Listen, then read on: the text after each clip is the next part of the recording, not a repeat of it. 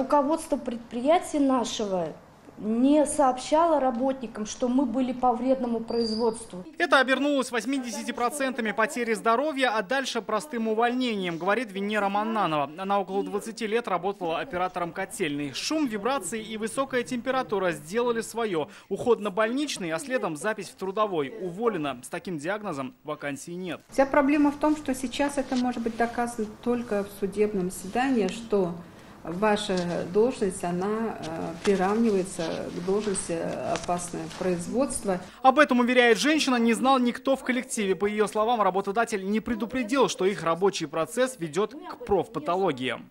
Здесь мои права, человеческие, конституционные права были нарушены руководством предприятия, где я очень долго работала.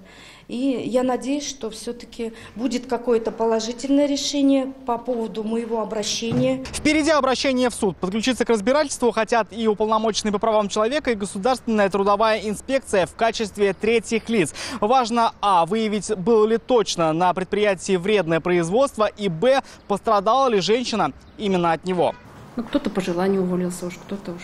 Что делать, когда месяцами не платят зарплату? В случае коллег из Высокой горы тоже идти на прием. Последнюю зарплату они видели еще в апреле. Когда получат следующую, никто не говорит точно. Нужно обратиться и в республиканскую комиссию, и в районную комиссию, потому что это здесь не только зарплаты, здесь должны решаться и вопросы оказания содействия в трудоустройстве. Может быть, пригласить руководителя данного предприятия, который сегодня попал в такую трудную ситуацию, на мой взгляд.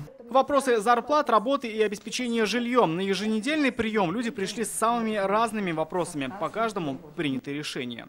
Рамиль Шайдуллин, Игорь Романов, ТНВ, Казань.